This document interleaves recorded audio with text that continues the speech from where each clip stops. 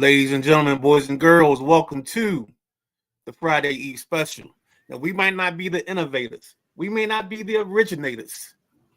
But the Thursday Night Throwdown might be the most electrifying show of all the shows. It may make you do what it do. It is Friday Eve.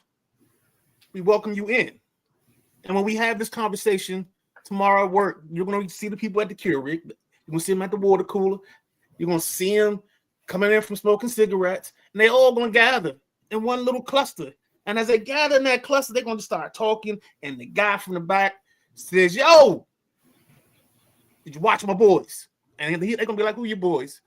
And you're like, I say it every week. And they're like, "Who's your boys?"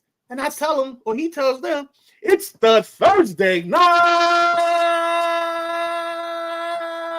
Throwdown. Yeah, baby. And that's what they come for. That's what brings all the girls to the yard. It's not milkshake. It's the Thursday Night Throwdown. With that being said, I'm the Midnight Rider. If you can't tell from the background, that's the gentleman Jack. That's the big guy KG. We're going to hit you with more information today. But before we do that, some of you may miss this episode live, or you catch a piece of it and you want to catch the rest of it. What you're going to do is you're going to wake up tomorrow morning. You're going to thank God for letting you see the sun. And then after you see the sun and put your 2 feet on the ground, you're going to remember that at 8 a.m., the audio version of this show is available to you. It's available on Odyssey. It's available on Spotify, Apple Podcasts, iHeartRadio. If you can podcast there, it's there.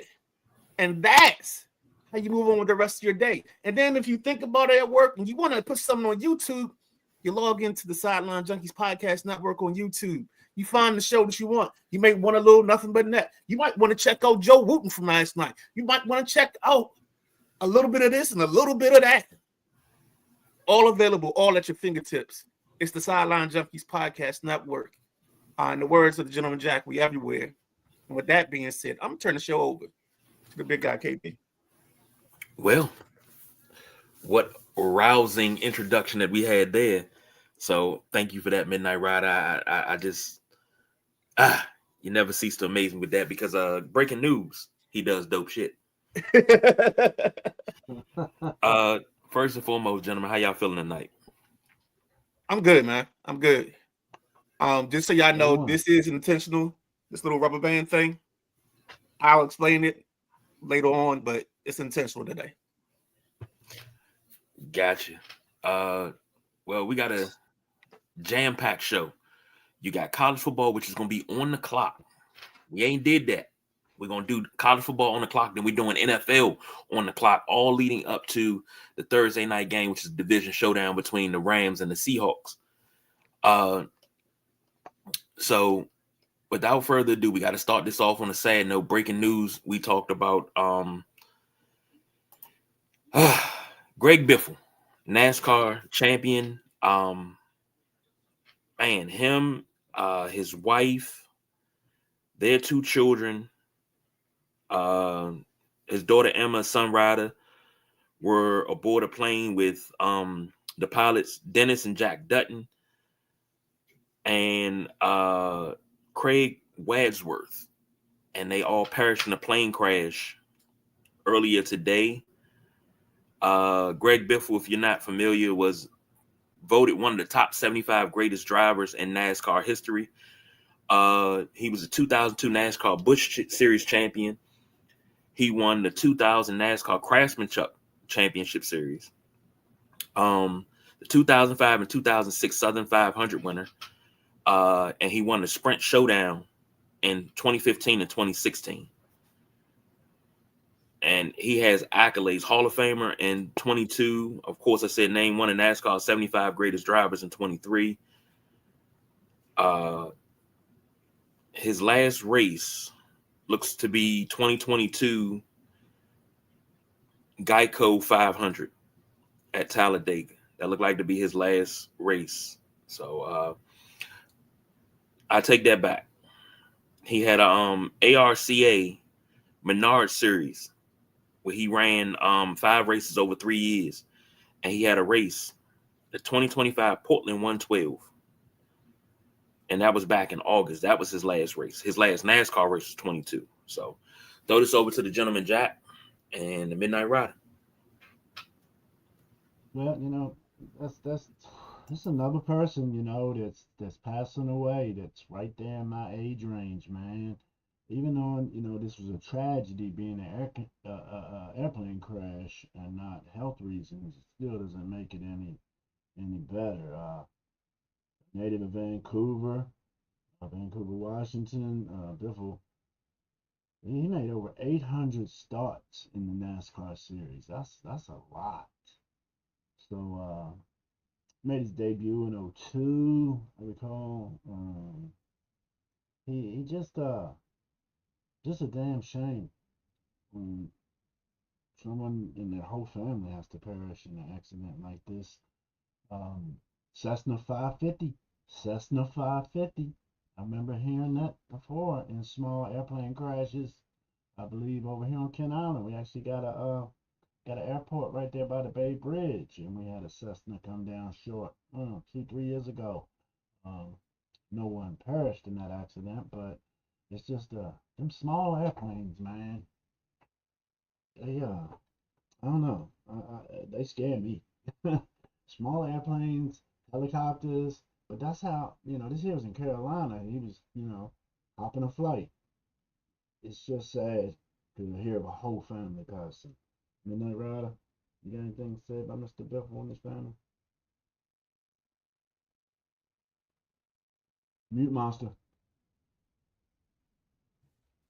Sorry, I don't remember him as a top tier guy. Like I always think of him as like a mid card kind of. Like if I put this in wrestling terms, he'd be like a mid card guy. Like he'd be like LA Knight. Those got like a Jay Uso right now. Not quite a main eventer, but somebody that you always hear their name, you always see them. I always remember the 16 car. Um, that's at the height of my NASCAR watch. And then I used to watch him, and Denny Hamlin was another person that I used to always love. Um, so sad news, very sad news. When I saw it, I was like, I hope the big guy caught it because I was going to bring it up in this section of the show. So that's all I got on it.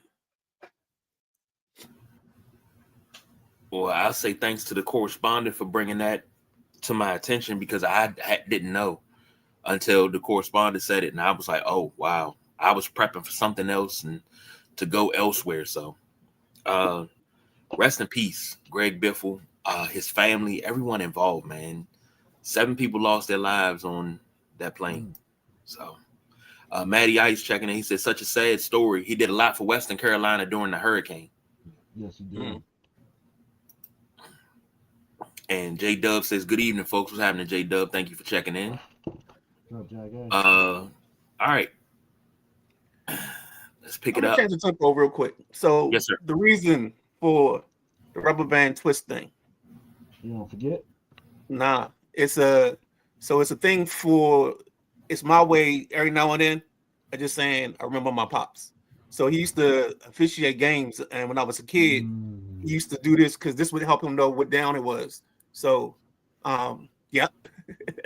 so that's why I did it because today was one of those days that I had on my mind, and I didn't want it to be a sad thing. Like I wanted to celebrate it. So I do this from time to time, just as a thing of, I remember you, and I'm not trying to cry about remembering you. Excellent, man. That's a good thing in a good way. Go ahead, Jack. Yeah, time out. That's so funny that you are thinking of your dad today and got a little remembrance thing. Look here, this is my dad's chain, man. I'm wearing my dad's chain today. I was thinking about my dad too, dude. Wow, that's something, man. Me and you, peas and carrots. Oh no! Yeah, some people think oil and vinegar. But yeah, that's wild, man. I was thinking about my dad today too, and I pulled this chain and pulled it outside my shirt. All right, fellas, let's go, man. Let's get into this and have some fun, man. All right. Now we're gonna do college football on the clock. What is that? We're going to take 5 minutes each game, and we'll have a clock right there in that corner, right there in that corner, right there. You're going to have 5 minutes on the clock. And once that 5 minutes is up, I promise you, without a shadow of a doubt, you are going to hear a gong go off as soon as I find it. You're going to hear a gong go off. And what does the gong sound like? That's the gong right there. You're going to hear that go off when that 5 minute timer go. So, all right, fellas, we're going to start with the first game, getting you ready for the college football playoff. Let's get it. Alabama visits Oklahoma in round 1 of the playoff. 5 minutes on the clock. Gentleman Jack, go. Well, you know, Oklahoma's got that nice quarterback over there with John Mateer, Isaiah Santega, the wide receiver he's gonna be over 1,000 yards receiving this year. Oklahoma can score, but I don't feel Oklahoma protects the ball enough. So you look over at Bama with Ty Simpson with 26 touchdowns, only 5 interceptions. He's protecting the ball. Jeremy Bernard, the running back, is doing well with 7 touchdowns. Everybody knows about Ryan Williams at the wideout position. So I like to see Jam Miller is going to be good to go too. He missed the SEC championship at Alabama. So I'm looking at Alabama to win this, guys. I think Caleb DeBoer is finally going to get over a hump at Alabama that he's still treading water in my opinion over at Alabama. And then you got Brent Venables, the famous defensive coordinator from Clemson years ago, now head coach at Oklahoma. This game might be too big for Venables. That's what I'm thinking. These two new coaches, but I'm gonna take Bama. Roll Tide, roll. Midnight Rider. When this ball game, Ty Simpson has to do a redemption tour because I think the last time they played him, he struggled in the ball game. The issue for Alabama to me is they still haven't found the run game, and it's something missing. This don't seem like a normal Alabama team. This team gets pushed around. Georgia took them behind the woodshed a couple of weeks ago. So either they got to come back with some heart and some fire. And unfortunately, I think Oklahoma's defense is stout enough. And I think Mateer being a couple of weeks away from that hand surgery, I think we get to a point where Oklahoma wins this ball game. And you start seeing that little seat underneath the board get even hotter. So that's how I see it. You throwing it to me? Like Yes, this? sir. Like this? Jeez. Maddie said Bama's the only road favorite.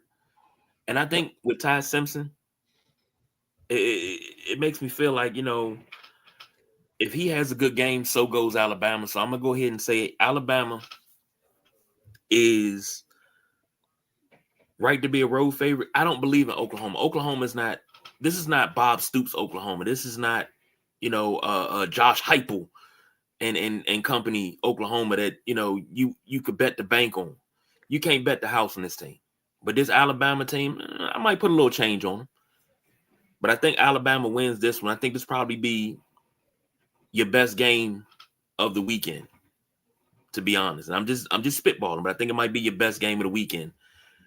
And Alabama wins it, though, in OT, 35-31.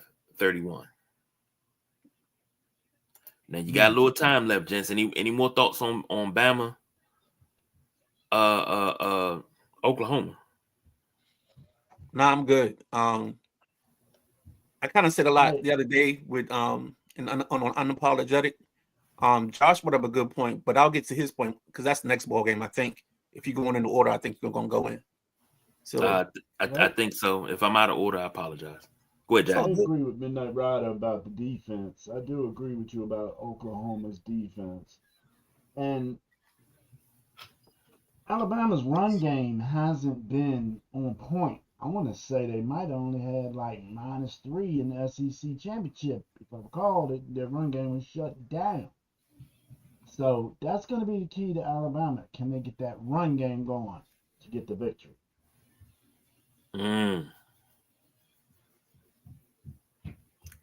That's a good question.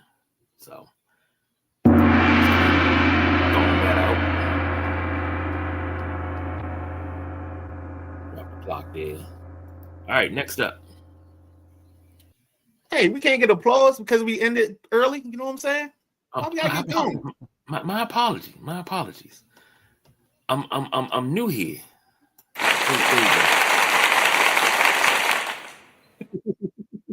I wish we had the golf clap. That would have been a great golf clap. Next up, this one right here is this one don't make sense to me.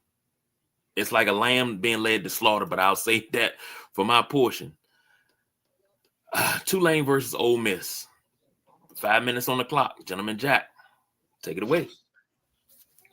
Well, you got Tulane, with their head coach John Summerall. He's gonna be leaving Tulane to go to Florida, but he gonna stay home, stay around, and coach this game until Tulane is done playing, and I respect that. Retzloff, the quarterback, he runs and throws, man. He's the leading passer and the leading rusher on this Tulane team. They got something going on defense too. Harvey Dyson, he's a mad lineman coming in strong, pressuring quarterbacks, but I don't know if he's gonna bother Trinidad Chambliss. Man, he averages almost 350 yards total offense a game. And the running back, Kewan Lacey, I like him a lot. Almost 1,300 yards already, 20 touchdowns for Mr. Lacey. So I look for a little dose of Trinidad Chambliss chucking the ball and Kewan Lacey running the ball. I think with Ole Miss's only loss being to Georgia, they want to get this over with and come on back and face Georgia. The winner will face Georgia. Either New Year's Eve or New Year's Day. I can't remember which one it was. I look to see Ole Miss win this, and congrats to Tulane for making it to the playoff. I just don't think that they got the personnel to hang with a tough squad like Ole Miss. I'll take Ole Miss 2 touchdowns. Rider. As I like to call him, Trinidad Chambly is going to do his thing this weekend. People talked about, and there were conversations about, is there going to be a lane effect? And I don't think, from a talent standpoint, that this will have the lane effect, because I think they're just better everywhere than Tulane is. I think the performance by Tulane and JMU this weekend will have an effect. I don't know if it's going to be a good effect or a bad one on the college playoff system, because you might get the elite of the elite putting in some concessions or putting in some rules this summer to manage the field a little bit better. Because I think they'd rather have a 2-loss Vanderbilt, even a 3-loss Texas, over Tulane and JMU. So I wouldn't be surprised if some rule came out where they allow the Power 5 in, but they got to be in the top 20 or something like that, so you get better representation. So I can see caveats being added to this, or I can see teams being added. But I got Ole Miss, and I'm with Jack. I think Ole Miss, I think they start slow, and then once that oil gets running through the engine, they go ahead and make it do what it do and make it happen. Oh, Tulane, like I said, is one of the sacrificial lambs of this slaughter, and I don't see them really putting up much to Ole Miss. I'm gonna call it 28-7, because I think they'll call the dogs off early. So 28-7, Ole Miss. Maddie said, I don't see Bama scoring enough. And then when he talks about Ole Miss, he says, only question is, does Ole Miss look different? I think they have something to prove. And fans of mid-majors need either Tulane or JMU to hang with them. And that's just it, Maddie, with this transfer portal and this NIL. The mid-major is slowly dying a death that we've never seen before. Because your Creightons in basketball and your Valparaisos, your guys, the teams that have been built up to be mid-majors in basketball, even the mid-majors in football, they don't hang and they're not up to snuff because all the good players are being lost. That's just my opinion. That's another excuse me, another conversation for another day. And thank you, Out of Bounds. Whoever you are, I appreciate you. All right, Kevin Durant. That's your top fan. That's your top apple scrapper, your main supporter. Hey man, we got fans and we did it again in under 5 minutes. It's a Kevin round of Durant applause. Jr.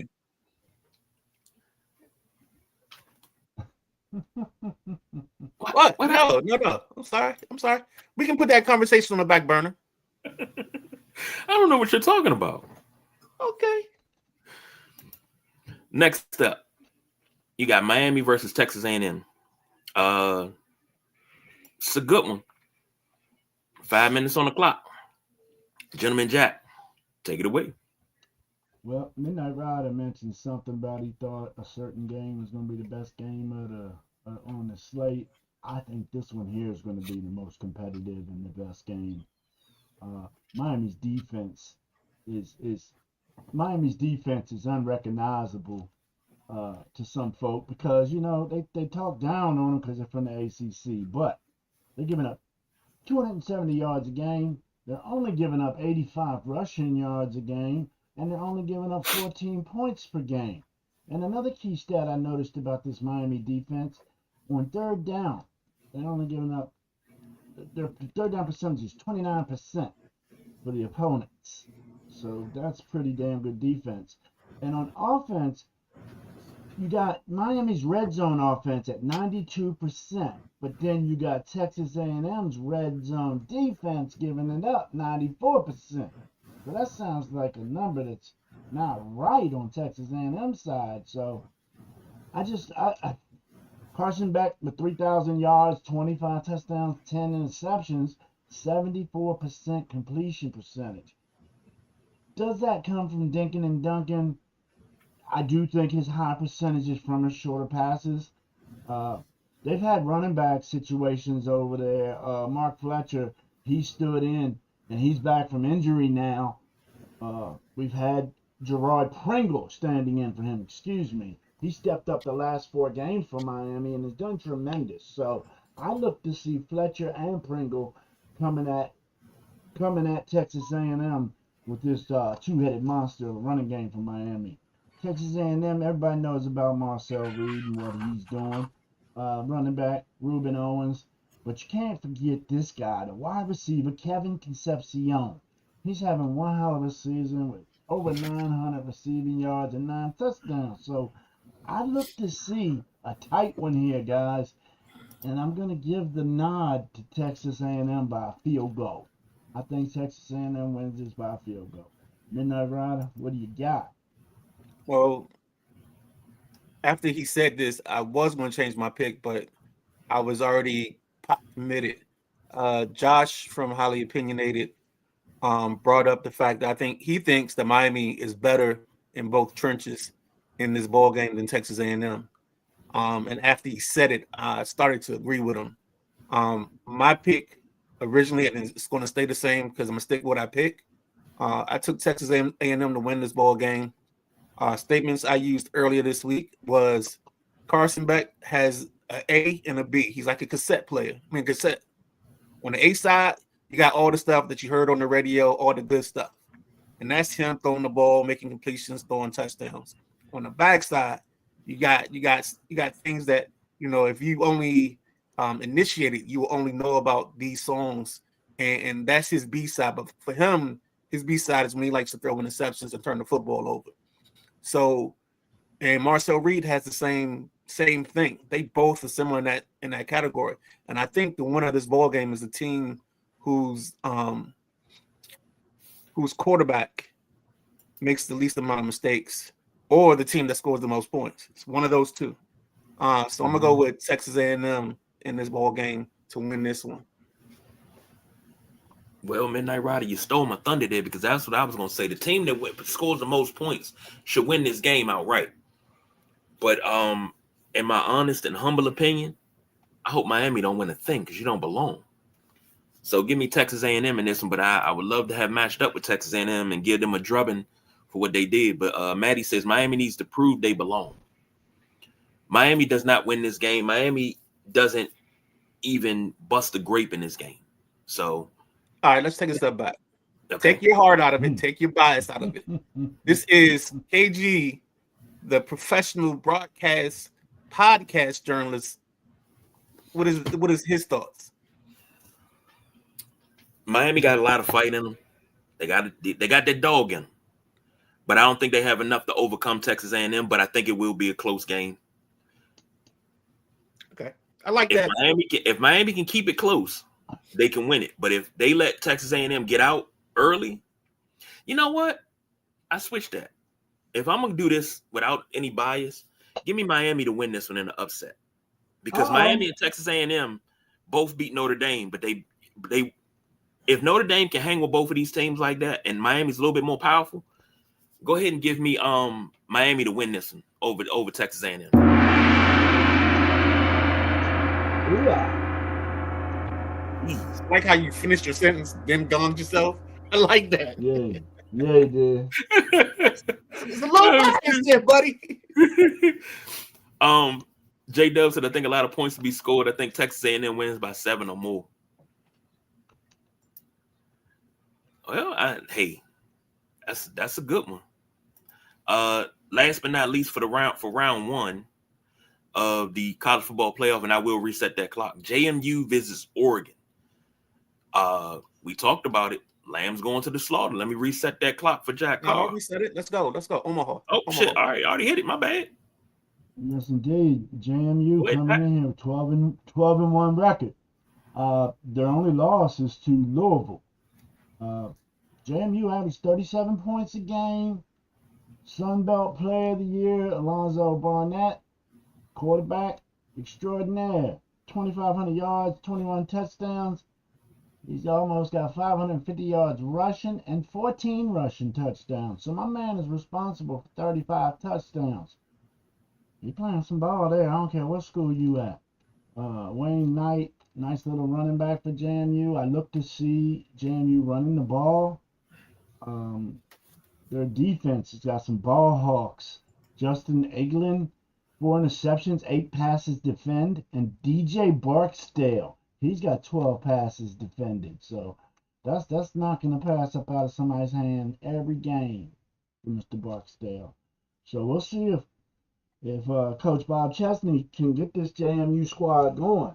And as everybody knows, Coach Chesney is leaving JMU to go to UCLA, but doing the respectable thing and standing by his team through the playoffs, in my opinion. Oregon, what's not to say about these damn Ducks, man? They've been balling all year long. Dante Moore, the wide receiver staff is now healthy in Oregon. I'm talking 2, 3, 4 wide receivers have gotten healthy since this layoff they've had. Whittingham is the running back. Davidson's another running back. They run 2 over there at Oregon. It's not a question of is Oregon gonna win this and go on to play Texas Tech. It's a question of how much is Oregon gonna beat JMU by. I love the JMU's balling. JMU's a DMV team. But I just don't see them hanging with a top powerhouse like the Oregon Ducks. Oregon, 3 touchdowns. Oregon by 3 touchdowns. Midnight Rider. I'm not going to be too long on this game. I think Oregon, the superior talent on offense. They got a tight end that you guys, I think his number is 17. I double checked that. That's somebody, as a Commanders fan, you might want to just keep an eye on because I think he's draft eligible. So that might be somebody that you look to in the upcoming draft because I think they need a split TE to help this offense out. Maybe he doesn't have to be a blocker, but he can be effective enough that he can make things happen and get things going. for you offensively in terms of playmaking. But with that being said, I think JMU, I think they may fight early, put up something, but I think this is another ball game back. As we go on and the talent starts to go, I think you end up with Morgan pulling away, and Dante Moore starting to solidify himself, maybe as the first quarterback taken off the board over Mendoza. I like how it's not often that we're on the same page when it comes to drafting, but talking tight end, we're on the same page. Hey man, is it Kenyon Sadiq? Is that who yes, you're talking about? Yes. Yeah, he's nice. He's got a lot of he's got over 40 receptions. That's a lot for a tight end in the college game.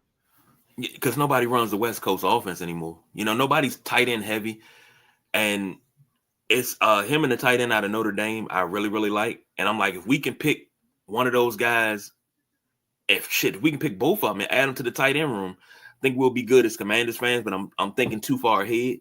But this game, I like what Maddie says. Maddie says, this is the one. JMU does have good D. I think JMU hangs for 2 or 3 quarters before Oregon pulls away. If JMU can hang in there for 2 or 3 quarters, I don't think Oregon's going to have enough to top them. I'm just being honest. I think JMU, give me JMU with the upset. Okay. Give me JMU with the upset because there has to be one. And we always talk about Cinderellas. And this is a Cinderella. JMU is a bigger Cinderella than Tulane. And they got to get it. Even though it's not March, they got to get it. So they got to get it. How did you get here? So, I'll leave it at that. But give me JMU to win, and that is that. I don't have the gong. God damn it! I hate got to scroll up through everything. Gong yourself. All right, gents. Hey, if you make that statement, the first thing that came to my mind was you merely adopted the dark. I was molded by it, shaped by it. Hey, that's funny. That's funny because we had a whole Bane thing in here the other day. I got a new mask for the winter, and I put it on. I looked at my brother-in-law and said, "Oh, they never cared who I was until I donned the mask." Man, let's jump out of here, take a break, and come back, and we're gonna talk some NFL. So sit back, stay tuned. Where you at? Oh, right there. Stay tuned. We'll be right back.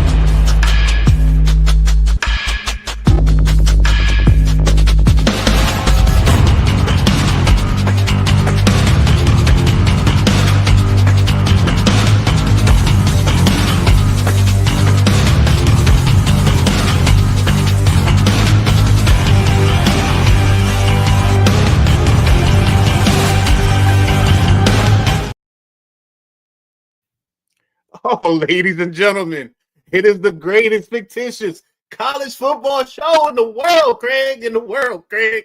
Yes, indeed. It's the Gridiron. And this week we got a special show coming up on Saturday. We got 4 users in the quarterfinals of the college playoff series. I'm sorry, that would be the semifinals, actually. So we will definitely have a user chant this year or this season in college football. But with that being said, and I don't want to hold the show up too much because I could go on and on about what we got going on. This is the Sideline Junkies Podcast Network. This is the Thursday Night Throwdown. And what we got coming up next and what we're about to do and run into is the NFL breakdown, where we break down 3 games because we have 2 games on Saturday and we got tonight's game. And we're going to try to get through that as quick as possible with the clock. But before I say that and before I pass it off to KG, don't forget what you're watching right now. Tomorrow morning when your feet hit the floor and your eyes look to the sky and it's 8 a.m., what you can do is go to one of your audio platforms. It's Odyssey, Spotify, Apple Podcasts, iHeartRadio. And you can get your fix of the Sideline Junkies. And I'm not going to tell you how to handle your addiction. We all have them. Flesh is weak. It's fine. Just indulge in the Sideline Junkies, whether it's the audio version like we just talked about, whether you get it in the video in the Sideline Junkies page on YouTube, however you do it. Just know, Sideline Junkies Podcast Network. It's one hell of a drug, baby. It's one hell of a drug. And now I'll pass it on to KG. Again, you expect me to follow that? That's the fuck I'm talking about, man.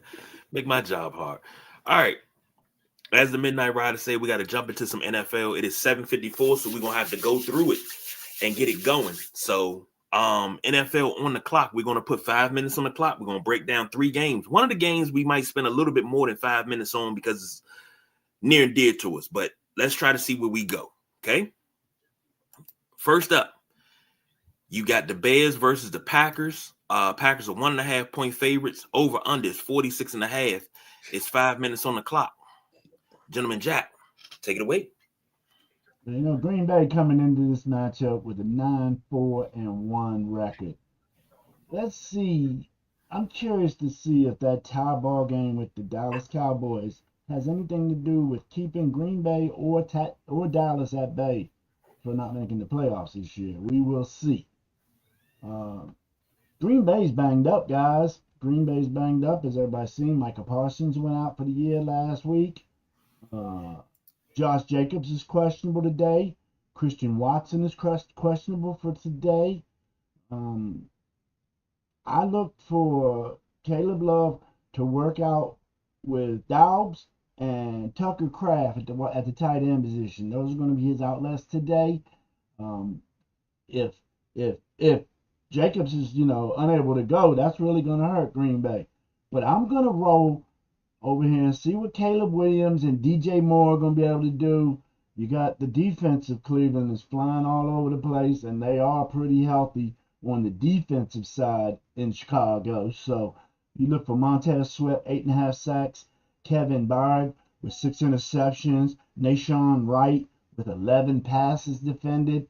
They're just flying all over the place in that defensive backfield in Chicago, and I look for some turnovers in this game. So Chicago's going to win the turnover battle, and Chicago's going to win this game. It's going to be a tight matchup. I don't think it's going to be the last time we're going to see these two face off this year either. So I go with Chicago to take care of this game. They got Odunze's out, and Luther Burden, the wide receiver, he's also out. Swift is questionable, but I think Chicago can overturn the injuries on their side more than Green Bay can on theirs. So Chicago Bears, who I picked midnight. All right, real simple. I'm gonna keep this short and sweet because I know we gotta get to 2 more ball games. I think the Packers are gonna struggle because when you take out the Michael Parsons effect or the Michael Parsons problem, as Brian Baldinger says it, I think it hurts the defense, but it could be a thing that unites this team as well. It could be one or the other. Because I've seen situations where you lose a star player. Now everybody's back to doing what they're supposed to do and their responsibilities. Sometimes KG gets mad at me when I use this term. There could be addition by subtraction. So it's a possibility, but the thing that's impressed me all year is the Bears have done this thing where they decided that they're going to try to bully you a little bit. They're going to run the ball down your throat with Mr. Swift, Magani or Managahi, whatever his name is. I think he's another one of those tough running backs from Rutgers. This is going to be the part where Ben Johnson has to earn his keep. Because last year when he got in a high pressure situation, he went away from the run when they played Washington and he was still at Detroit. So, but I think the Bears win this ball game. And I think we have some fireworks because I think both quarterbacks will make some things. Expect Caleb Williams to make a throw that's gonna make you say wow, and then he's gonna make another throw that's gonna make you say, "Come on, man, what are we doing here?" So Bears 1.5. I mean, I got the Bears winning outright, and they got the over. KG, All right. Maddie says, the Bears. the Bears. He said, I recall someone said out for the Bears and some playoffs for the Bears, Oh. and some thought he was crazy. They thought he was a madman. They called him that. But hey, you got to give flowers for flowers to do. Who knew? And speaking of which, this time I'm gonna use my time because I think the Bears win this because, like Jack said, it's a lot of injuries on Green Bay side, and that tie's gonna come back to haunt them. So I'm gonna go ahead and go with the Bears here. But let me give some flowers while I'm talking about the Bears. Jack, loosen up your shoulder and pat yourself on the back because the Kansas City Chiefs are out of the playoffs. So I hope you pat yourself on the back with that because you had that, sir. And I want you to take your flowers and take your lap around and smell that because that right there, excellent. And I believe it was Magic guarantee. I gotta find that. I think that was Magic. It wasn't Blue Magic. It wasn't? No, I don't think I put Blue Magic on that. That'd have been ball. Okay. Now, hey, you got to take chance. Yeah, but between Maddie predicting the Chicago Bears are going to win the North? No. Yes, the NFC North, and me predicting that Kansas City's not going to make playoffs. Man, Sideline Junkies Podcast Network cats are on point. Say it again. All right. Let me take that down so I can get to the next one. Next game. This is the one that's near and dear to our hearts. Might go over 5 minutes, but we'll see. This is the Commanders hosting the Eagles. The Eagles are 7-point favorites. Over under is 44.5. I got a lot to say about this, but I'll throw it to Gentleman Jack first. 5 minutes on the clock. Let's go. We on Philly? Yeah. Washington got a victory last week to snap that 8-game skid. I'm cool with that. And like I said, I don't know what Philly team's going to come showing up. To tell you the honest truth, they've been so up and down, it's crazy.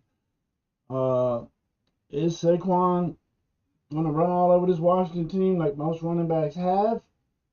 I look for tight end Goddard to have a decent game. He's been great in the red zone, and Washington, they don't defend too well in the red zone, in my opinion. Cornerback Cooper DeJean, he's been a stud for the past couple years in Philly. Had a big interception in the Super Bowl. He's been really strong defending the passes with 12 pass defenses this year. Washington with Mariota at QB, I don't know. What's he going to do? Cross the merit. Are we going to give him the ball enough to get going, to get his juices rolling? I don't know. Is Terry McLaurin gonna be ready for another one of those nice passes that he can get yards after catch? And they call that yak. A little bit of yards after catch for Terry. So, I don't know, man. Left tackle Jeremy Tunzel, he's out. Von Miller is really tearing it up for I'm going to call him a senior defensive player. He's a vet. He's got 7 sacks. And then another one. Bobby Wagner, 137 tackles. He's just been live or die for this defense, Bobby Wagner, chasing ball carriers down. So, man, I don't know. I think I might do it, man. I'm going to go out on a limb. This is my upset, and I'm not being a homer. I think Washington is due to get a win over Philly right here. And I think Philly is going to drop this, but still stay on top of the division. The division is so jacked up over here in the NFC East. Let me stop chatting too much. I'm taking Washington the upset, guys. What do you want to do, Midnight Rider? I'm gonna go first. Let Midnight Rider go last. I like what you said, and I like where you're going, Jack. That was if you would have started that off with a pull my coattail and follow me on this one, I'm gonna go ahead and follow you on it because that's what I feel too. Maddie said, sadly for you guys, Philly played the Raiders last week and got right. And then J Dub said Philly smashed the Raiders last week. And I know that's not saying much, but could have been a get right for them. Okay. I don't think Philly got right because Philly still don't know who they are. I think this is one of those trap games, and Philly's gonna fall into that trap. Boom. Washington wins it. Midnight Rider. I'm gonna keep mine short and simple. I think there's gonna be a problem in Washington, and the problem's gonna be protecting Mariota. I think Philly's defense might have 6 to 7 sacks this weekend in this ball game. I watched Connerly a couple times. When he gets a good speed rusher, and they got some strength to him, he struggles. So I think this isn't a good weekend to take my team in this ball game. I think the Eagles come in, they have their way. I think they get a couple turnovers because last weekend we tried to fumble a game away that we were winning. So I'm struggling with that. Mariota lately, he at least once a game, he gives you a moment where you look at him like, what are we doing here? What are we doing here? So, with that being said, man, I think Philly wins this. This is another one of them Mondays where it's going to be a misery Monday, and we're going to be talking about the amount of points that Philly put up. Because I think they beat us by at least, I think it's going to be like a 35-10 ball game, man. I just don't think they can get it together on offense enough to put enough together, man. I can be wrong. I don't mind being wrong. But I'm just saying my gut feel right now is that's how it is. Real quick, you said how many sacks? 6. He said a whole bunch. I thought you said something else. Maybe I said 7 or 6, 7. 6, 7. Oh, y'all don't start that shit. I'm dealing with that over here with my youngest. Gabriel! I knew you was getting that. On the show. J Dub said no way the Commanders beat Philly in Philly, in my opinion. Nope, that's in DC. That's in DC, baby. That's in DC. But it's okay. It's all right. Next up, you got Rams versus Seahawks tonight. This is your Thursday night football game. Seahawks are 1.5 point favorites, over under 42.5. You got 4 minutes and 48 seconds on the clock. Gentleman Jack, take it away. I tell you what, I'm going to start this off with a little rap. The NFC West is going to be the best, man. This here is going to be a balling-ass game. Division titles on the line. Stafford versus Darnell. 2 slingers, man. I'm down. This here game is going to be must-watch TV, in my opinion. Kyron Williams for the Rams. He's having a phenomenal year.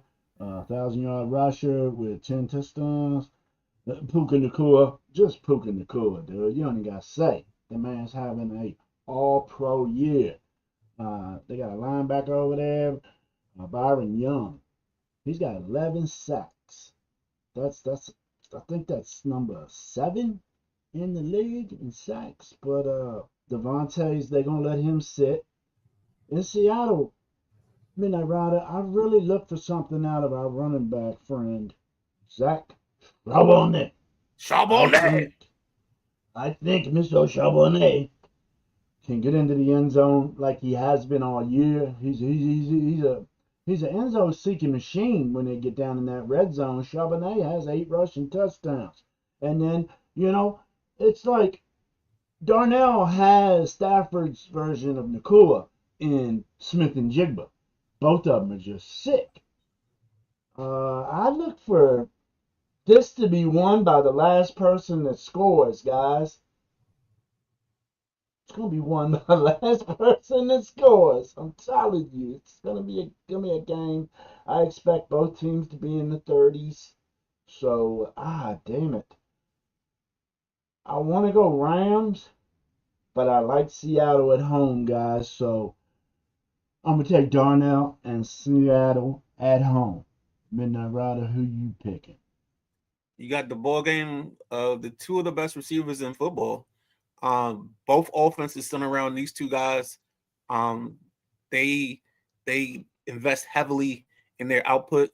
So I keeping this short and simple. I still like the Rams. I think the tandem of the law firm of Williams and Corum will do some work. And I mean, yeah, Charbonnet has the touchdown, but he just, I mean, this team hasn't run the ball well all year, and I think that's where they're going to struggle. And it's going to allow the Rams to pin their ears back.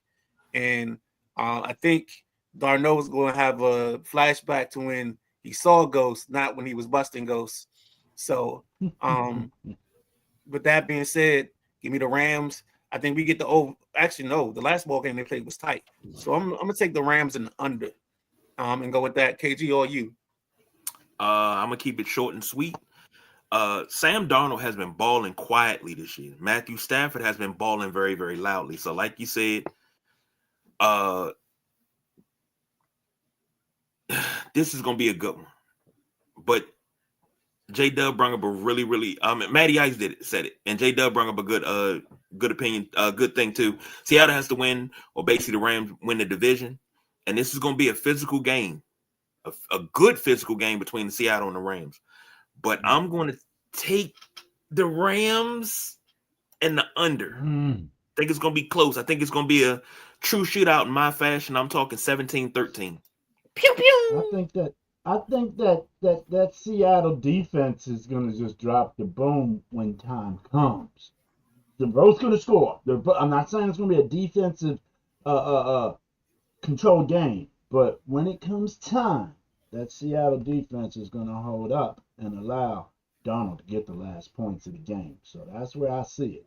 Definitely a one possession win, and I think Seattle defense is going to help. And yeah, Matty, the gong is in the sound effects now. It's in the media assets down in the middle. Abuse it. All right, we did it. Let's wrap this thing up, B. Midnight Rider, you talked about the gridiron and what's coming up right now. We got a game that's in progress. Alabama versus Oregon State is in progress right now. I got 21-10 on my screen. No, 21-16. Oh, well, I'm on delay, and I see why. Yeah, I see why it's 21-16 now. Yeah, he got him with a kick return. Somebody took it to the house. They took it to the house. We got that going on right now.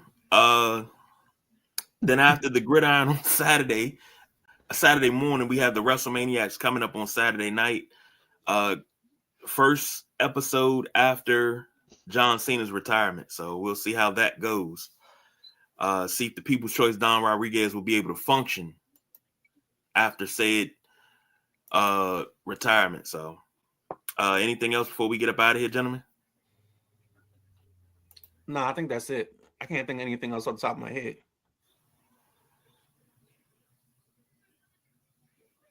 Jack? No, sir. I'm pretty good right now. All right. Well, we did it. We did it our way.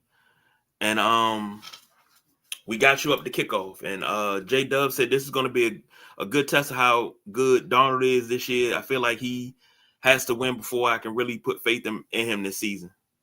I can agree with that. So we got to get out of here. For the Gentleman Jack, the Midnight Ride, I'm the big guy KG. Remember to tip your waitress on the way out. We will see you guys later. Try the We are out of here.